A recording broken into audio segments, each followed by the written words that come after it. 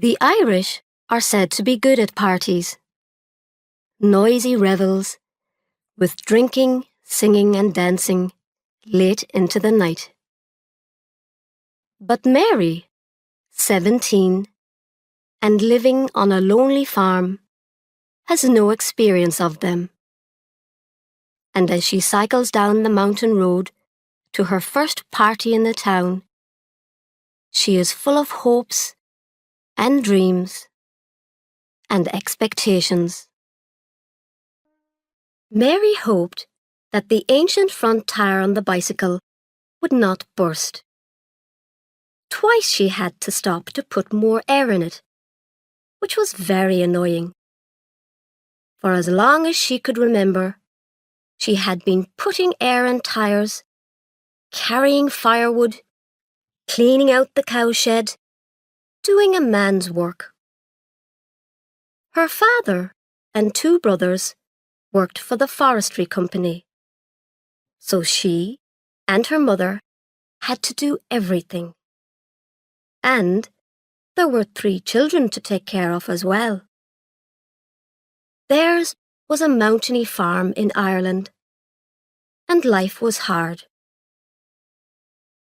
But this cold evening in early November, she was free. She rode her bicycle along the road, thinking pleasantly about the party. Although she was 17, this was her first party. The invitation had come only that morning from Mrs. Rogers, owner of the commercial hotel. At first, her mother did not wish Mary to go. There was too much to be done, soup to be made, and one of the children had earache and was likely to cry in the night. But Mary begged her mother to let her go. What use would it be? Her mother said. To her, all such excitements were bad for you, because they gave you a taste of something you couldn't have. But finally, she agreed. You can go as long as you're back in time to milk the cows in the morning, and don't do anything foolish, she said. Mary was going to stay the night in town with Mrs. Rogers. She had washed and brushed her hair, which fell in long dark waves over her shoulders. She was allowed to wear the black evening dress that an uncle had sent from America years ago. Her mother said a prayer to keep her safe, took her to the top of the farm road, warned her never to touch alcohol, and said goodbye. Mary felt happy as she rode along slowly, avoiding the holes in the road, which were covered with thin ice. It had been very cold all day. At the bottom of the hill, she got off and looked back, out of habit, at her house.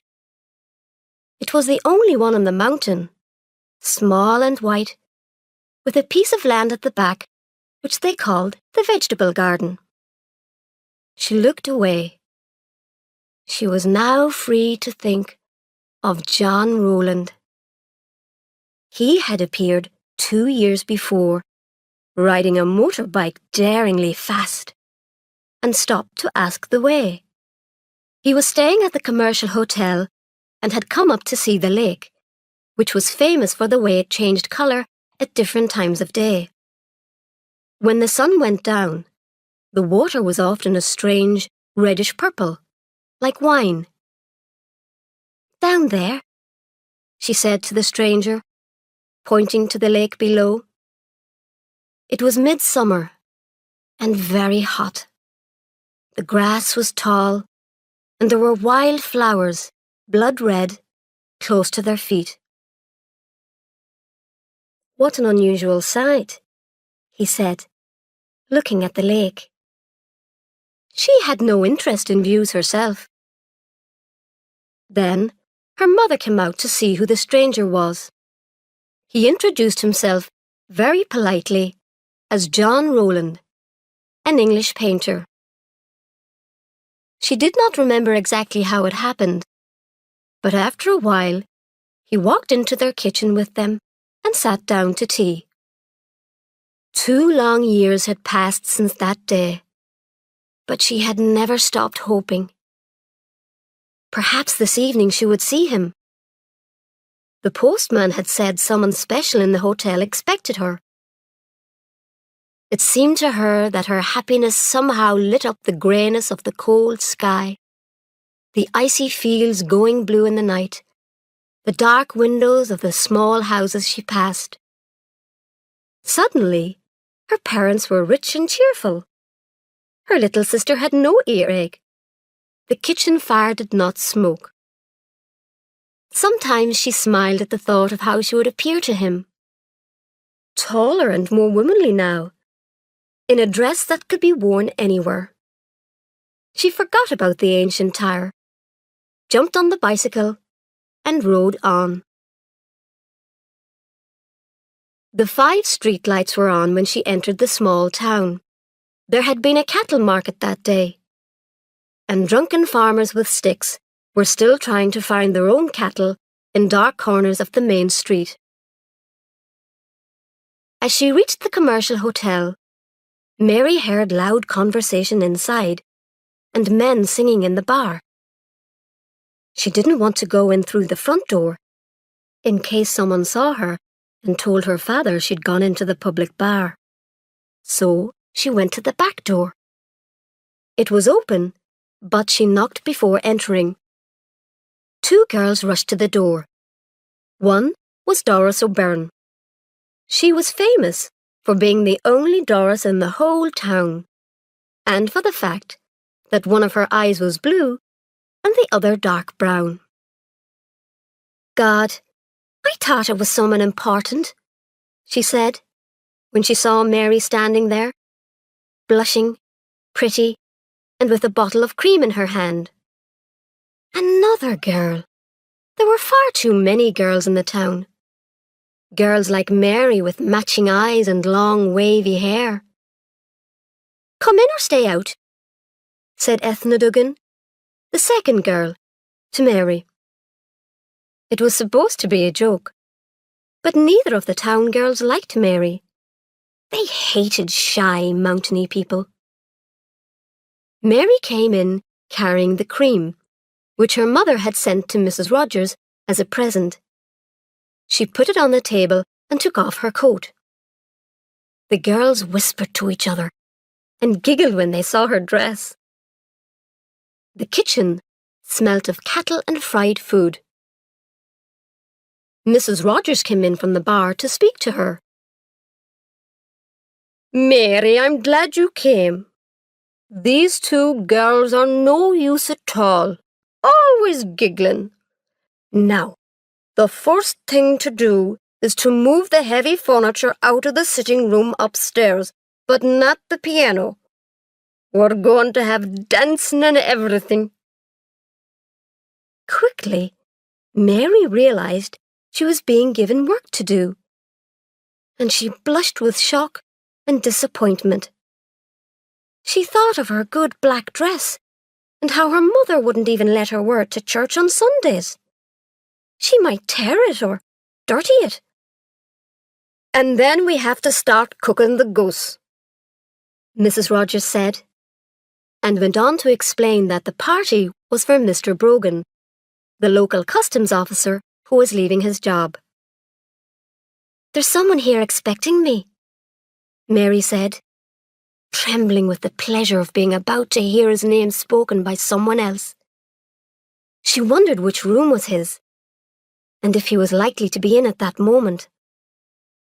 Already in her imagination, she was knocking on his door and could hear him inside. Expecting you?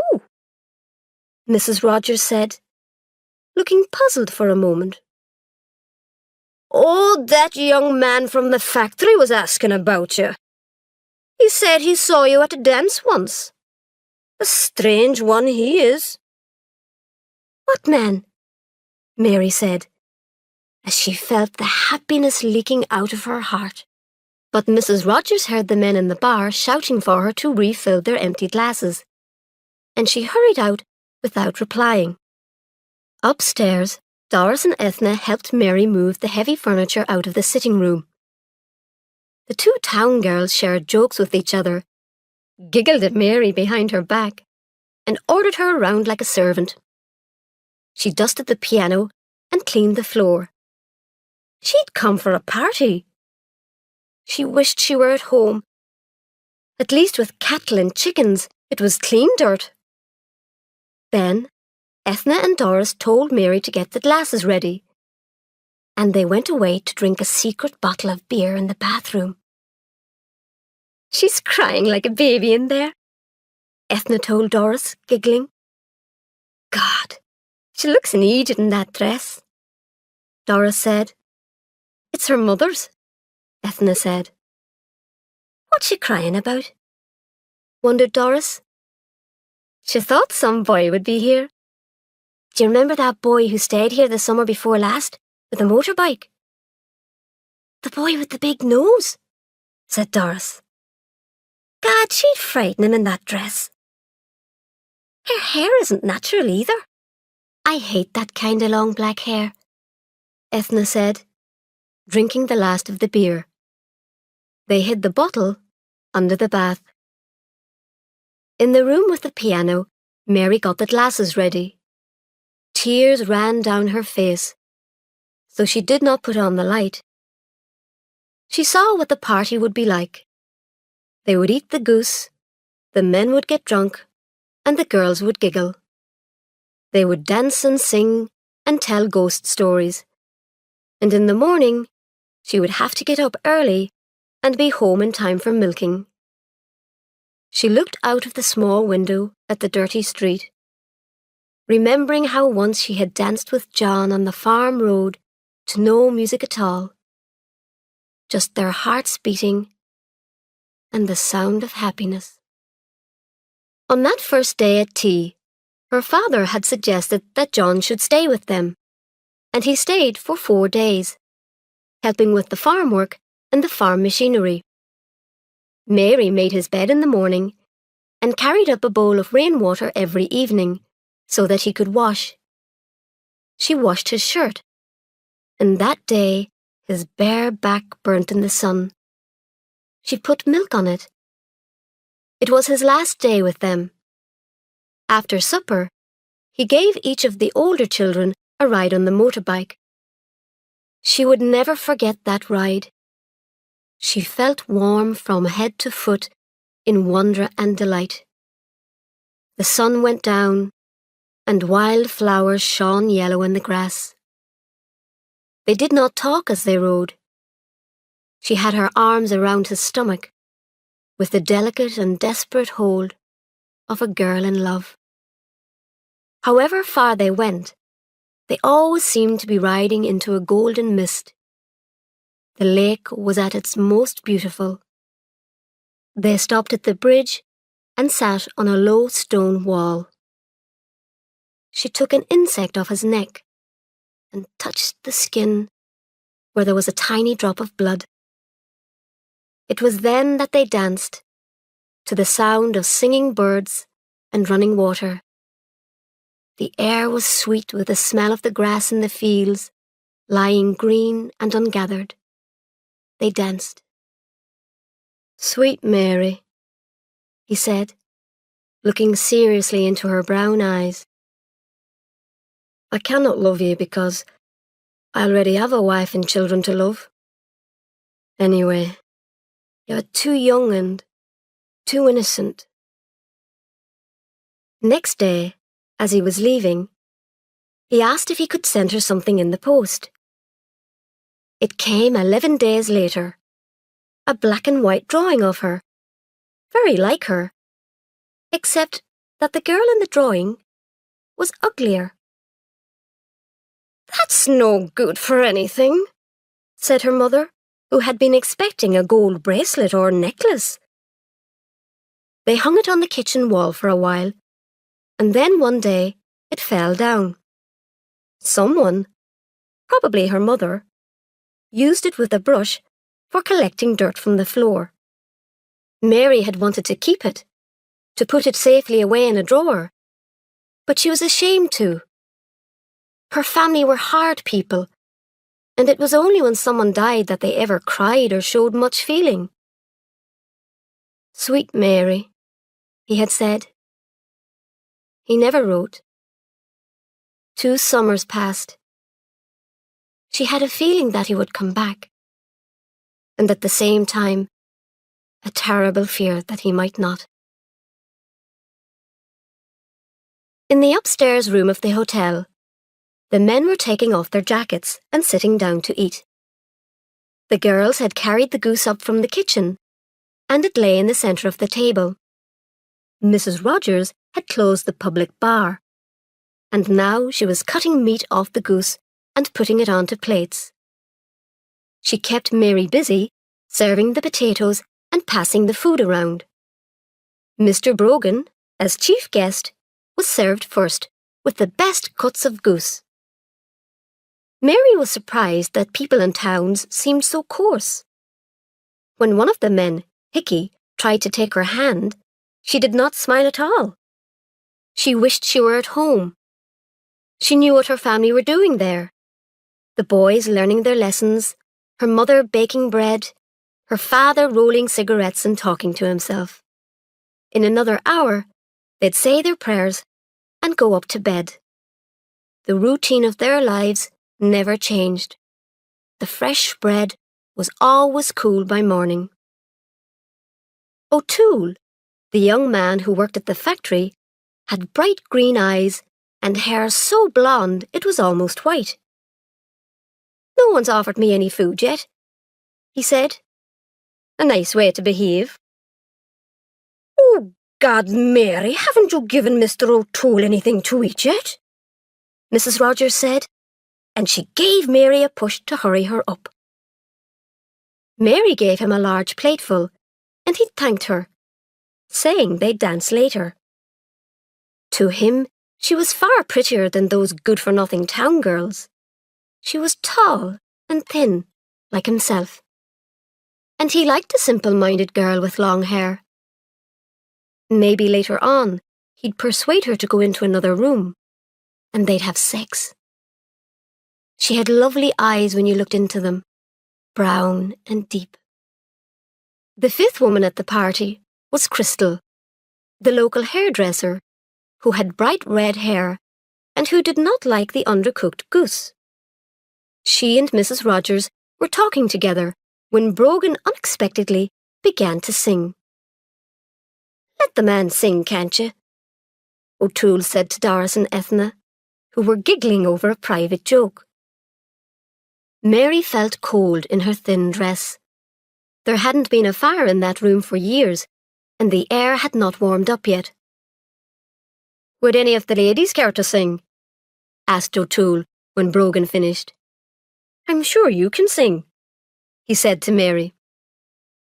"Where she comes from, they can only just talk," Doris said. Mary blushed. She said nothing, but she felt angry. Her family ate with a knife and fork, she thought proudly, and had a cloth on the kitchen table, not a plastic one like this, and kept a tin of coffee in the cupboard in case strangers came to the door. "Christ, boys, we forgot the soup," Mrs. Rogers said suddenly, and hurried out with Doris to fetch it from the kitchen. After the soup, O'Toole poured out 4 glasses of whiskey, making sure that the level in each glass was the same. There were bottles of beer as well. The ladies had gin and orange. "Orange for me," said Mary. But when her back was turned, O'Toole put gin in her orange. They all raised their glasses and drank to Brogan's future. Long John Salmon, the 4th man at the party, asked Brogan about his plans, and Brogan began to talk about the things he wanted to do to his house and garden. "Come on, someone tell us a joke," said Hickey after a while. He was bored with gardening talk. "I'll tell you a joke," said Long John Salmon. "Is it a funny joke?" Brogan asked. "It's about my brother Patrick," Long John Salmon said. Not that old thing again, said Hickey and O'Toole together. Oh, let him tell it, said Mrs. Rogers, who had never heard it. Long John Salmon told a story about his brother, who died, but came back a month later as a ghost, walking through walls and around the yard. Ah, God, let's have a bit of music, said Hickey, who had heard that story 9 or 10 times. It had neither a beginning, a middle, nor an end. They put a record on, and O'Toole asked Mary to dance.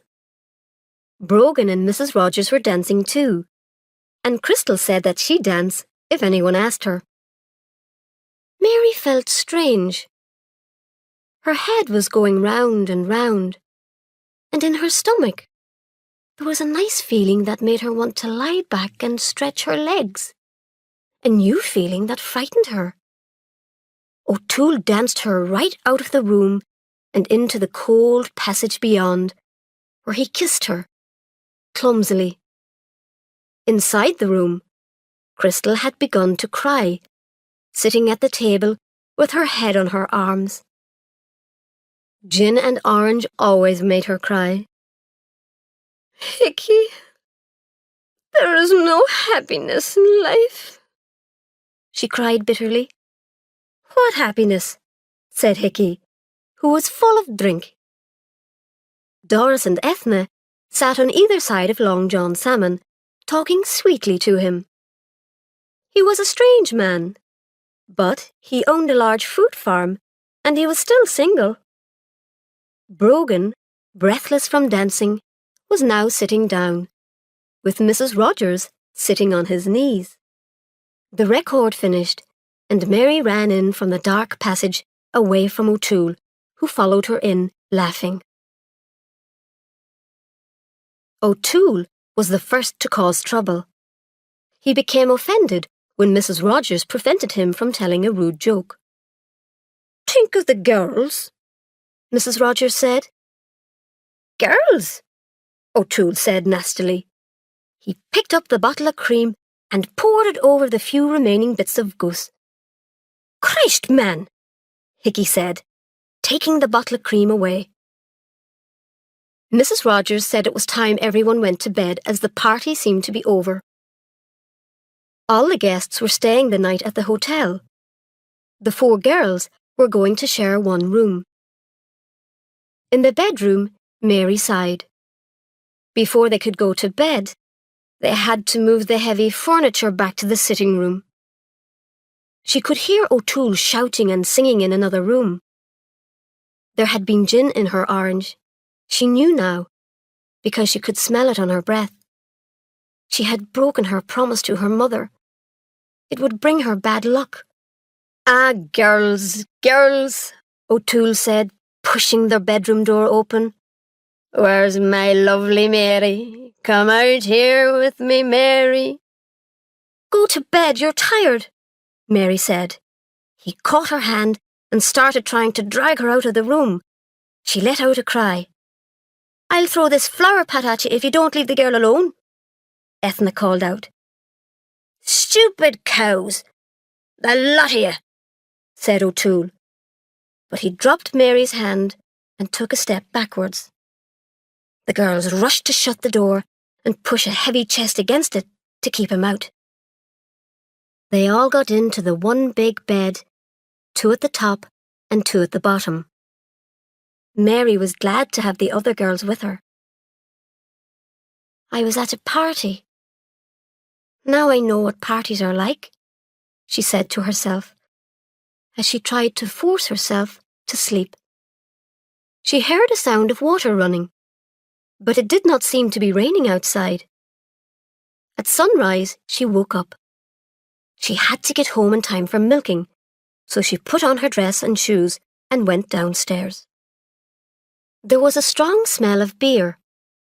Someone, probably O'Toole, had turned on the taps in the bar, and beer had flowed out of the bar and into the kitchen. Mrs. Rogers would kill somebody. Mary picked her way carefully across the room to the door. She left without even making a cup of tea.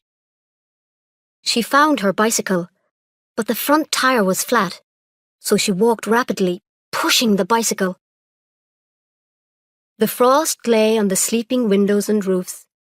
It had magically made the dirty streets look white and clean. She did not feel tired, but simply pleased to be outside as she breathed in the beauty of the morning. Mrs. Rogers woke at 8 and got out of Brogan's warm bed. She smelt disaster instantly and ran to call the others. The girls were made to get up and help clean the floors. Hickey, who had by then come downstairs, said what a shame it was to waste good drink. O'Toole, the guilty one, had left early. "And where's the girl in the black dress?" Hickey asked. "She ran off before we were up," Doris said. They all agreed that Mary was useless and should never have been asked. "And she was the one who encouraged O'Toole and then disappointed him, so he got angry," added Doris. "I suppose she's home by now," Hickey said. Mary was half a mile from home, sitting on the grass. "If only I had a boy. Someone to love. Something to hold on to," she thought, as she broke some ice with her shoe and watched the crazy pattern it made. The poor birds could get no food, as the ground was frozen hard. There was frost all over Ireland, frost on the stony fields, and on all the ugliness of the world. Walking again, she wondered if and what she would tell her mother and her brothers, and if all parties were as bad. She was at the top of the hill now, and could see her own house, like a little white box at the end of the world, waiting to receive her.